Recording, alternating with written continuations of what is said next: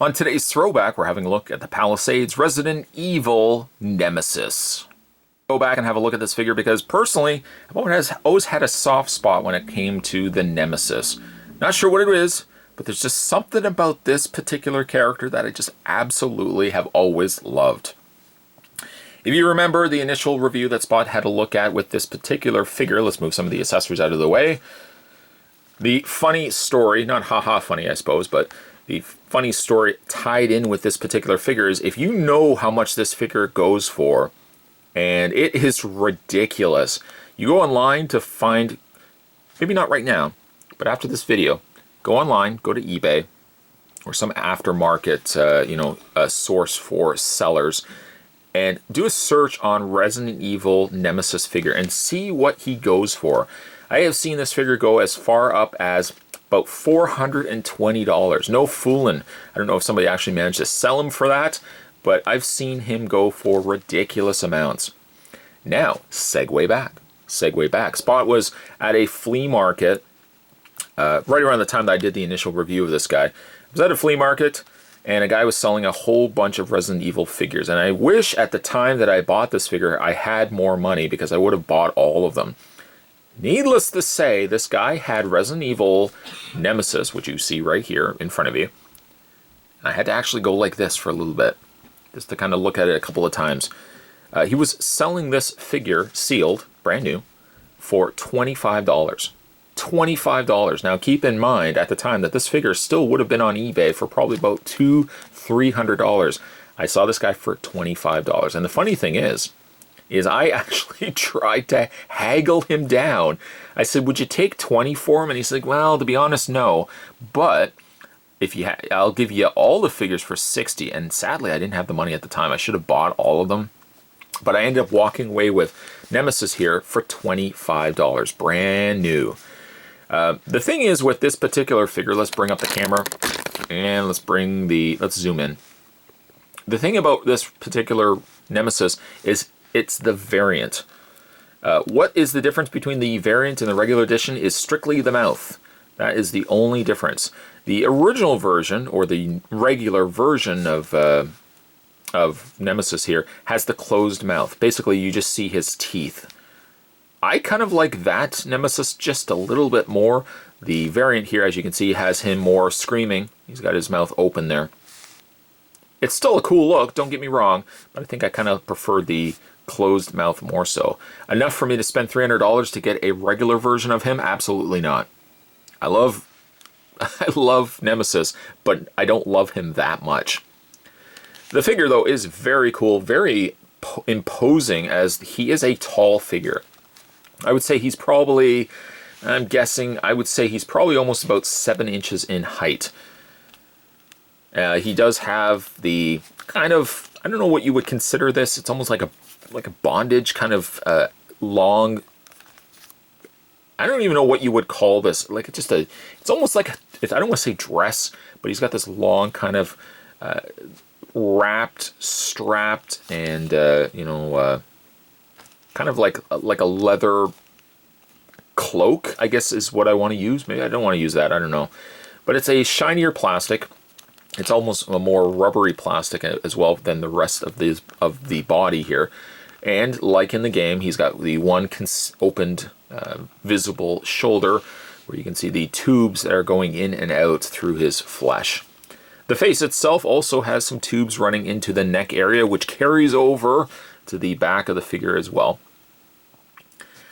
There's just something, again, about the design of this guy that I just absolutely love him. World Box is also going to be producing a 6-scale figure of this guy. 12 inches of Nemesis. I'm super, super excited for that. The Palisades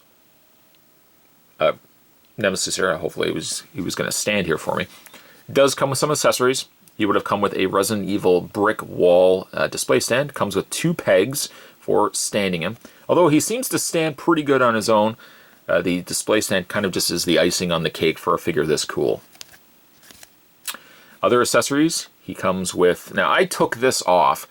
The little tentacle here actually attaches to his hand. You can see right there, there's a hole I'm not crazy that there's a hole there, but to be honest, I'm never going to have the hand up like this. But this just pegs in into his hand like that.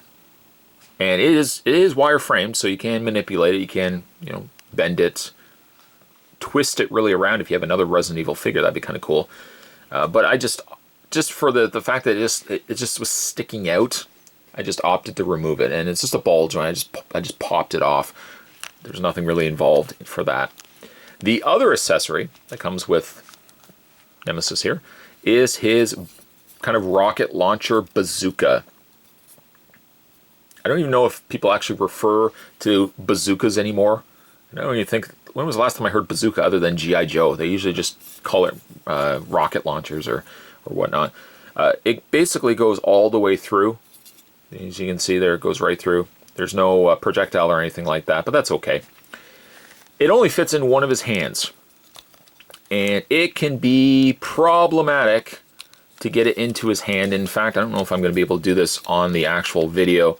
I might actually even have to pause the video to get him to hold it, because the handle is so, there we go. The handle is so broad, as you can see. It fits in there, but you really have to fight to get it into his between his thumb and his four fingers there, of course. Great, super cool figure. I probably, well, the last time I had this guy on display, I since have put him away. I've just put him in storage. But the last time I had him on display, I actually had him displayed pretty much like how you see right now, with the rocket launcher just sitting to the side of his shoulder like this.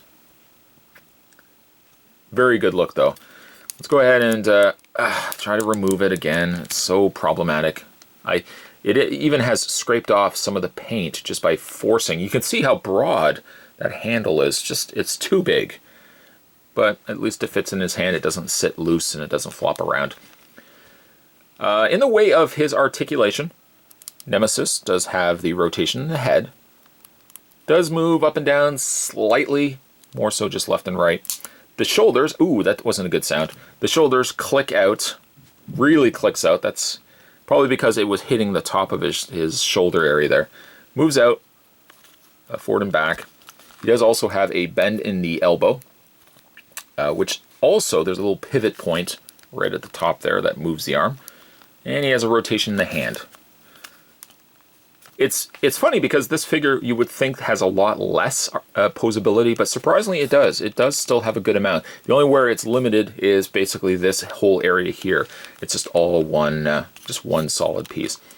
His legs move, but as you would likely expect it to be, the skirt or whatever you would call this outfit that he's wearing does limit a lot of posability. He does have the bend in the knee, but again, really restricted. Rotates at the top of the thigh. And his feet are just sculpted. They're sculpted to the lower calf, so you can't move the leg at all that way. However, you can still move the legs at the top of the thighs. Still one of Spot's favorite figures. Still one of Spot's favorite characters as well from video games.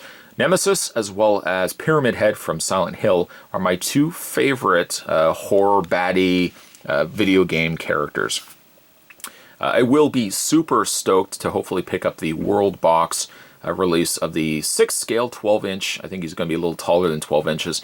But the release of their Nemesis, because that figure looks astonishing. In the meantime, if you can find this guy, and this is the problem, I would say he's worth it. I would not say he's worth picking him up at the prices that you're seeing him on eBay. If you can luck out, maybe go to, I don't know, a toy convention or an aftermarket website, someplace where someone's selling this, and maybe if you can even get him loose. If you can get him for a good price, definitely would say pick him up.